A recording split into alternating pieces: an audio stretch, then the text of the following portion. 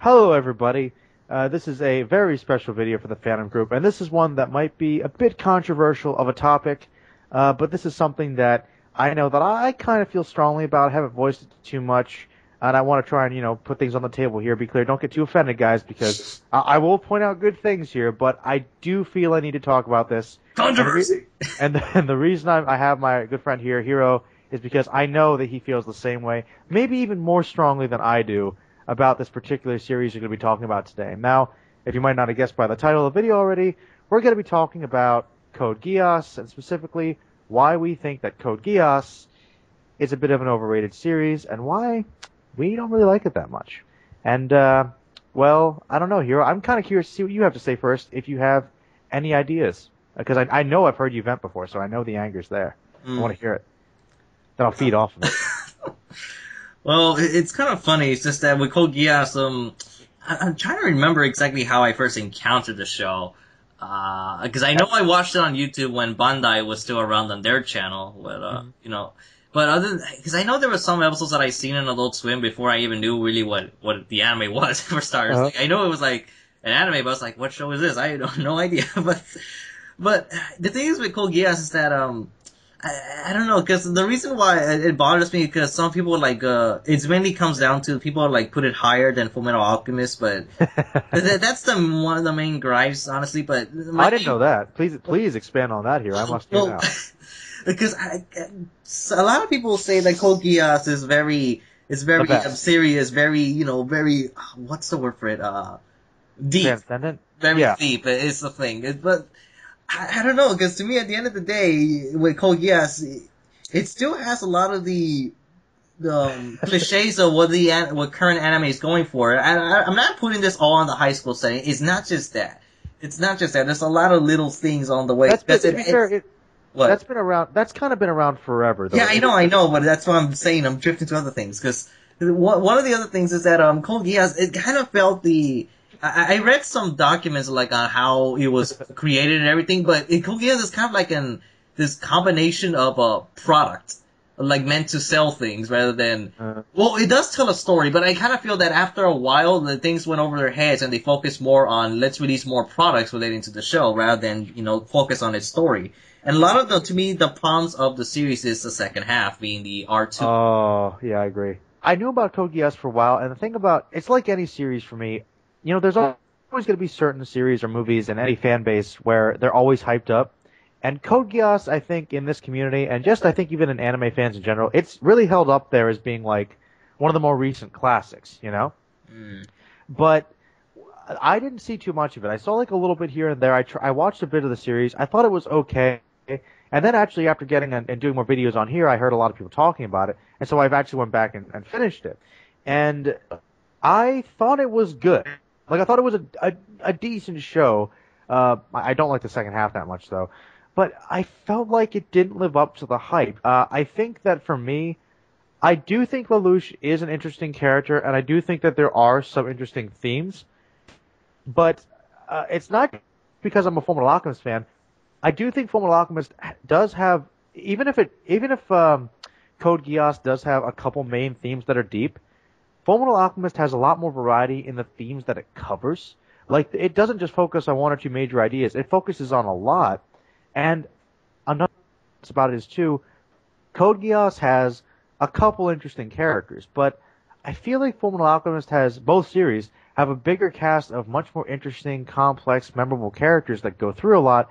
Whereas I don't think that Code Geass stylistically has that much to stand out, because I know that you said you kind of blame it for some of the tropes that anime is kind of getting into today with what's popular, the style, the look, I think, just generally what the characters are like, the type of things they focus on, the drama, the interactions, the way they speak, the way they act. I think that it has been dominant. I do think, like we said, there have been certain types of anime that were prominent like that before Code Geass. I think Code Geass is a pure representation of that. That is kind of the culmination of that particular style of anime that is just so prominent now and so overdone, I think. And admittedly, that does sell to a particular crowd, but it's you're right. I think it's almost like that image has been marketed, and Code Geass is kind of the first one to really segue that recently, because ever since then, most anime series, it seems, kind of follow that same sort of story structure, character structure, and artistic style.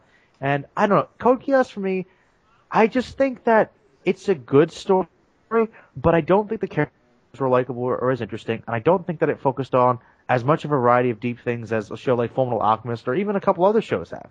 In all honesty, I think and I'll be honest, I don't think Lelouch is quite the protagonist everybody makes him out to be. I don't think I can get behind him as much. Well, let me interrupt because Go ahead. I've been going for a while and I want to break in. But go ahead, please. I'm trying to remember some of the points that I came across because I'm gonna mention the statement that I mentioned earlier about the marketing and the products. Is that obviously Code Geass is known for having the mech quality. That's like one aspect where you could branch off into other things, which is it's alright. It's alright to do that. But to me, the problems, as I said earlier, was would you consider it a mech though?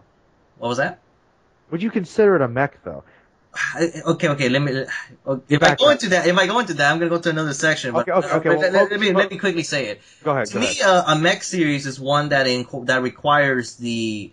There's two shows to me. There's mechas and super robots. Super robots are the ones with the superhero elements when you use the mechas, such as Gurren Lagann and Robo, over the top fashion. Okay, but mechs to me are like more serious.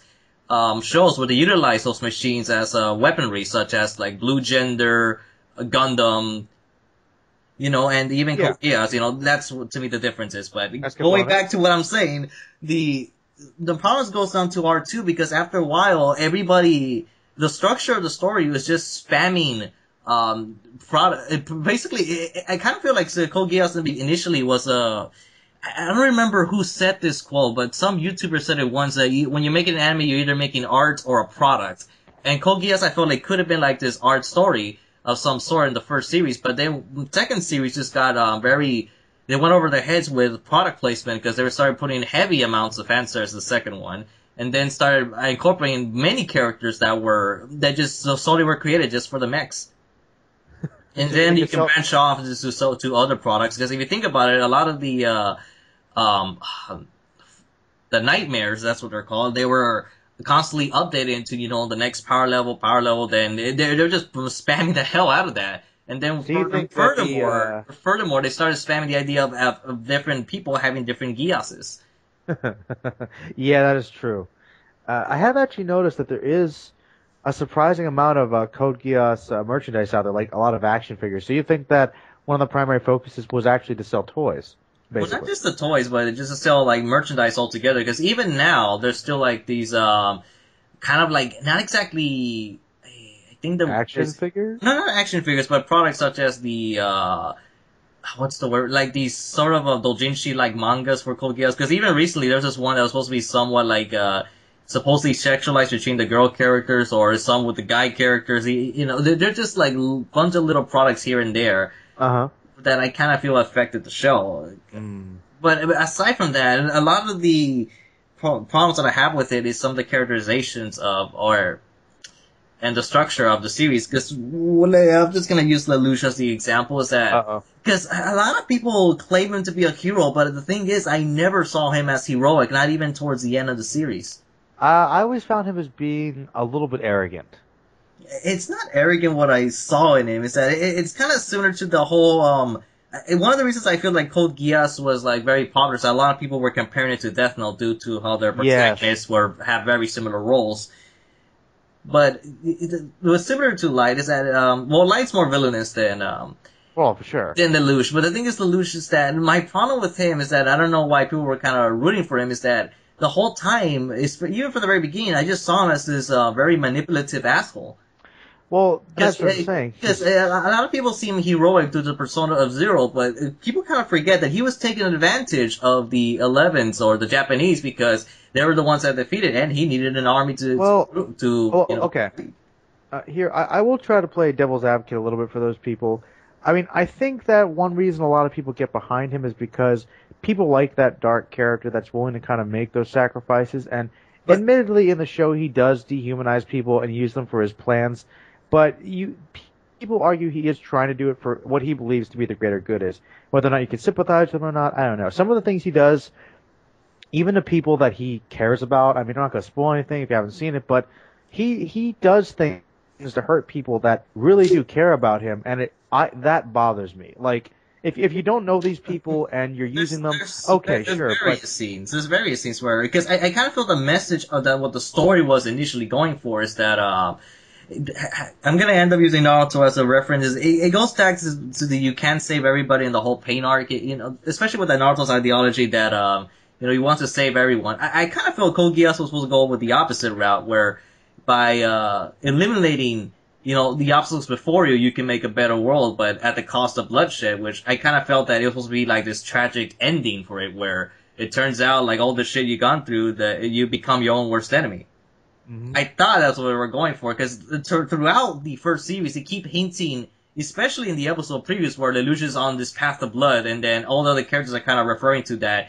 You gotta watch out, otherwise you're gonna do something you regret, which, up to the ending of the series, it did go to that direction, where he did something he did regret, which is the assembly towards the end of the series, the one with his sister, the shooting, let's just call it. Well, that's one of the parts was like, wow, like, I don't know. And I understand that they're pushing boundaries, I get that, they are trying to be complex, but I find it hard to get behind a character that does so many despicable things. You know what I mean? I don't know if I consider him likable. Because the reason why, I kind of feel people are like kind of swayed by the Japanese's perspective because he's helping them out, but well, the Japanese themselves, they think they were being helped out by Lelouch, but the whole grand scale of things, he's just using them just so he could get back at his own personal family grudge. Yes, that's true. I mean, when you look down at it, he's kind of selfish. The whole thing isn't really as glorious as you make it out to be. He has his own personal vendetta. He's wanting to get other people. Like, immediately in the second episode, what he does is that he kills his own brother.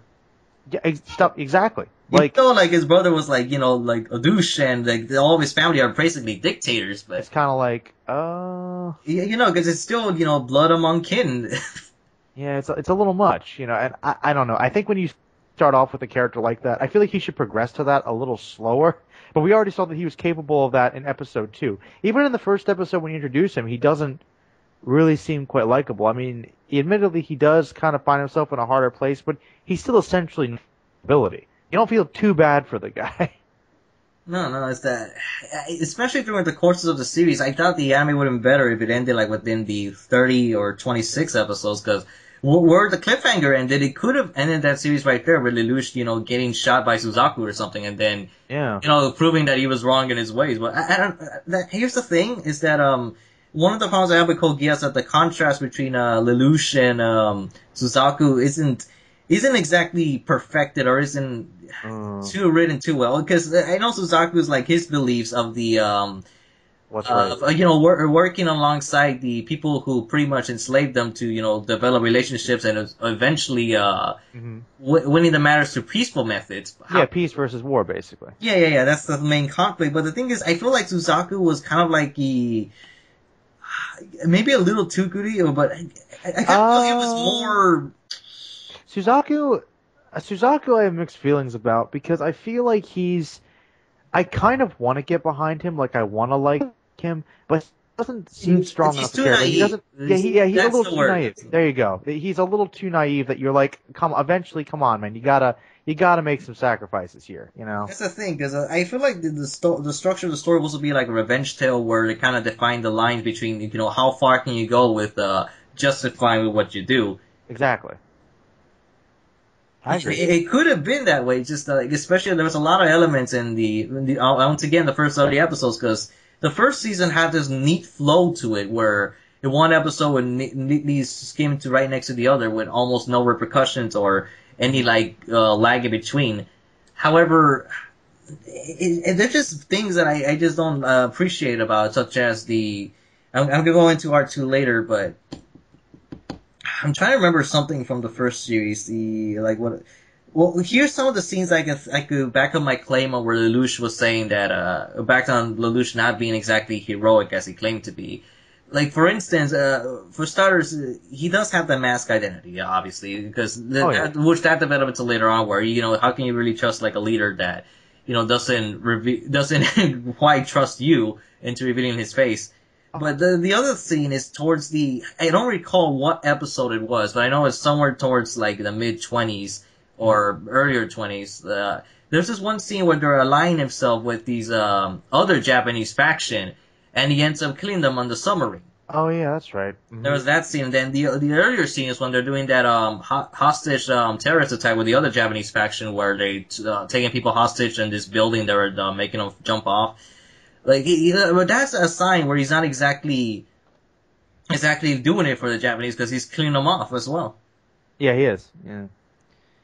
I don't know. Oh yeah, that's one. You also touched on an interesting idea. Do you think one reason why Geass is so revered and so popular, especially the last couple of years, is partially because of Death Note?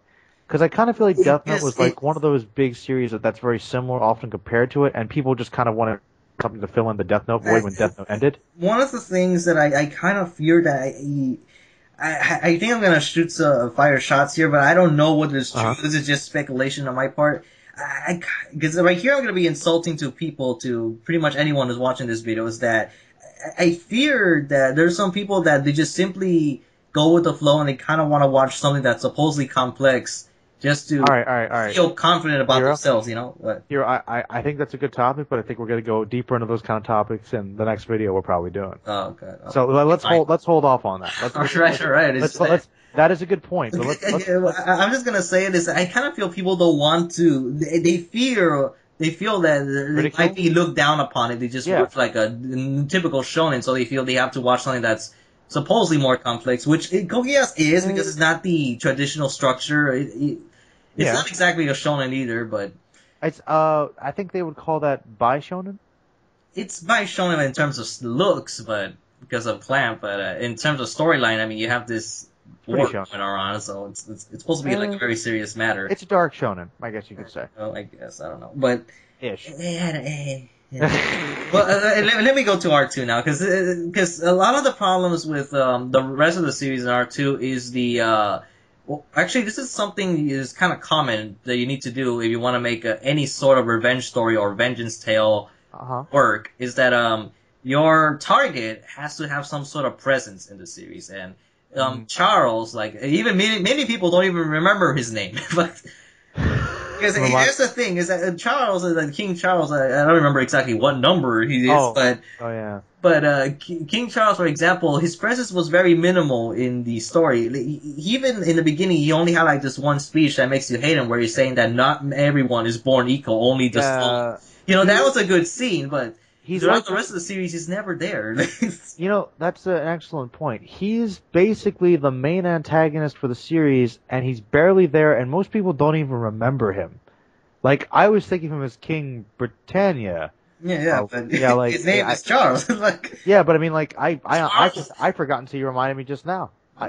Because a lot of the problems is the structure of R2, because let me take this from what I remember episode per episode, is that the first one, obviously, it starts off with the, bit of a callback to the original first episode, where it's almost like mirror image of the first two episodes, but then the introduction of Rollo and the other knights of the Round Table were almost unnecessary, because I really Well, here's one example. The Chinese faction, we think the Chinese faction that were introduced into the arc, where they were acting like this medium between the two countries, like as a neutral state or whatever.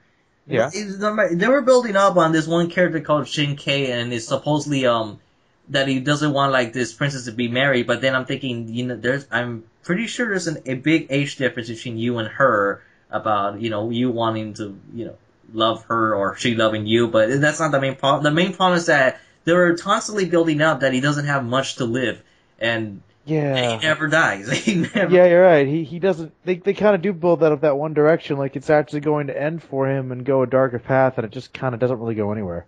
I can't remember the name of that girl, but the one girl that everybody hates, the one with the glasses, Oh, yeah, I know what you're talking about now. Okay, you don't know her name, okay? Nope. God damn it, this is not gonna make us look very professional, but the point is, like, for example, when she creates that bomb, and Suzaku, like, a few episodes earlier, he was, like, really against the usage of it, and then he ends up firing it later, and then it's like... Oh, yeah. Like, everyone is so flip-floppy in the second arc. because everyone's motivations is just kind of like going back and forth, and then just one bad thing after another, which I'm calling bullshit every now and then. For starters, when she sets up that bomb, Nunnally is supposedly dead, which leads to Lelouch being like in a depressed state. Yep. But then Lelouch starts going like crazy. He starts I don't remember whether it was because of the result of Nunnally or some other series, is that he starts killing like all these children, all these of these that were supposedly like Geass users. Whatever, and then here's where the bullshit comes in. It's kind of like assert his own power. No, not just that, but the bullshit comes in when his mom is supposedly still alive, and I'm wondering, and then it's like, oh, we just set up this arrangement just so we can, what for? Like, why did we like set up this assassination plot? Because I know was it against like Charles's like partner where he's was taking matters in his own hands, or it was just confusing as fuck, because after a while Charles and his wife or Lucia's mom were claiming that not only had to be a sacrifice for whatever reason just so they could create this world without lies and something to do with Jupiter, and they really weren't making I don't know, then it went to this area where let's just speak with God, and I feel like it's one of those examples where they're just trying to force things in, and it's not exactly working right, because this is really coming out of nowhere. It's like, what does this have to do with the Geass, Jupiter, then the God? What does that have to do with the story? Because essentially what they're trying to say, they're justifying this entire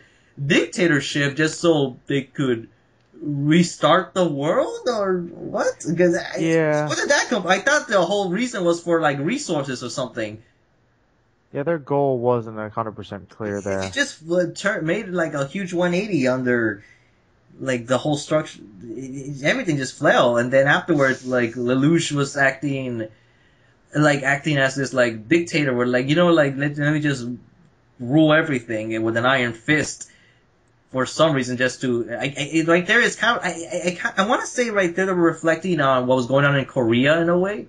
Korea and Cuba at the time, where you have this dictatorship where you're trying to force everyone like into this secluded area and following certain rules, guidelines. But then it just turns another like 180, maybe even 90 degrees this time around, where not only is somehow alive after the explosion, which they never explain that where did this Deus Ex Machina came from, and then she teams up with her older brother, and they're saying, oh, now we're on the side of good, let's get rid of... I don't know, it just sounds so convoluted where... I don't know, because then they're telling Nunnally, okay, now Nunnally, I'm going to give you the option to, you can shoot the nuke, the nuke whenever you feel like it. I did not understand that shift there with Nunnally. I did not get that. I thought that was a complete contradiction. I was so confused. I don't know, because right now I'm confused trying to remember the details. I'm just, I don't understand, because I know there'll be someone commenting saying like there are reasons, but I don't know. I just feel that it's not written too well, especially when towards the end. This is where that gripes me the most about Lelouch being a hero. That at the end of the day, he gave up his life, taking the fall, and for Suzaku to be the next Zero. But here's the thing, I don't feel it was an act of heroism when he did that. I feel like he was just simply repenting because he didn't want to go to hell, or trying to justify his own actions in some form or way. But I think by that point, he was just mentally broken. Yeah, I agree. I don't know. I kind of feel the whole structure of good and evil, of trying to make it ambiguous. It's not really ambiguous at all. It's more like not developed written. It's sloppily written. It's just messy, confusing. Yeah, the thematic narrative, I think, was not as well balanced as it could have been, especially when you're comparing Suzaku and Lelouch. I do agree. I feel like that was a relationship. I liked the balance they were trying to go for, but they made Suzaku too naive. They made him, and yet they also made him flip-flop. Like, if you're going to try and show both characters towing that line, they should have done Suzaku a little better to contrast Lelouch. And Lelouch himself should have been established, I think, as having a little bit more of a sense of good, or a little more of a higher calling and naivete himself at the beginning, because at the beginning, he's established as honestly being, I think, a little bit arrogant, and also kind of so focused on his revenge, his own selfish desires, that we really don't get to see that shift of him being broken down, and actually showing darker sides of his personality, because it feels like he always kind of was that way. So it doesn't seem like as much of a slow descent when he kind of always had this idea in his head about how he wanted to do things, how he wanted to establish this world, and that was just kind of a side plot. Like that should have been the main focus. Where I feel like if it was a revenge tale, it should have focused more on that because it's kind of trying to do a couple things and it's not really focusing on the primary story element, and it's unfortunate because there's definitely some strong character elements there that I can see people like as it could have been, especially in the second part. I feel like it just kind of falls apart just based upon character actions as well. Mm-hmm. So you think that the community will hate us now, Hero? Well, probably, but I recommend some other things that are like, if you want to look for something that's ambiguously on the side of good and evil, in a more better structure, I'm thinking of two series, but they're pretty dark and depressing. Is that, would you agree that Speedgrapher might be a better choice, even though it's a completely different series? Speedgrapher is a bit intense, I think, for some viewers. If you take Choji Sutengu's perspective, and then you compare that to Lelouch's, he's better done. He's more understandable. Because that's an example where, he initially he's a villain all the way through, but you feel for the guy. Exactly. Whereas I think what they wanted to do with Lelouch, but I don't think we really feel that much for him when we're first introduced to him. I just don't think he's established as being someone that the audience can really get behind. Maybe we like seeing him perhaps because he's so good at what he does and you want to kind of see him avoid, but would you really care about him though, as a person? You know what I mean? Yeah, I know. It's just that... Anyways, going back to the topic, can you think of any other series that's more recommendable, or in terms of that theme we were looking for? Because balancing the line between good and evil. Yeah. Because I could think of two right now. I could think of a couple obvious ones. First one that comes to mind, it's very good for that, is obviously Monster. Mm-hmm. I think Monster is a good example. I think Berserk shows some of that as well. People should probably know that. That's a good example. Another one. Do you have any other that I didn't mention here? The one that I told you the other day, which was Kaiji. So. Kaiji, yeah, that one we want to check out. Actually, Shiki is another good example. Shiki is a good one. Another one. Like, it's a vampire anime, but still, where towards the end, people... Oh. You really couldn't justify that as good. Yeah, that's true. It became a fucking massacre is what it turned out to be. It's episodic as hell, but it's Hellgirl. Yeah, Hellgirl and Hellgirl Two Mirrors specifically. Two Mirrors is the one that really sets that very ambiguous, it really sets the ambiguously good and evil in that series, because even as a protagonist, Enma, she's really this medium between, when hell should be when revenge should be delivered or when it should be justice, but she's just neutral. I've got a perfect one to toe that line. Okay.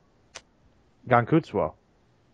Oh, that's true. Yeah. Kana Monte Cristo. He's that's a series with a lot of people that are I'm not sure how exactly I define their actions. That's a good example if you're looking. Yeah. Because you can kind of root for the Count, but at the same time, he's more villainous than it.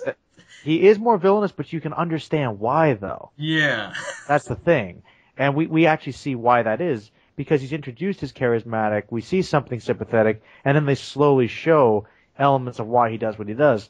With Lelouch, as a contrast, it's like I said, he's established as being kind of, a douche. Yeah, with the Count, you see glimpses that, he's supposed to be this bad person, but then similar to Choji Sutengu, they're given a 180 when you find out their motivations for it.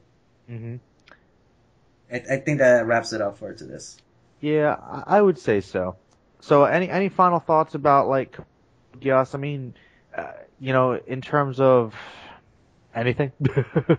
I don't know. I just, because I know even after this conversation, there's still gonna be people that like the series. There's still gonna be more people checking it out.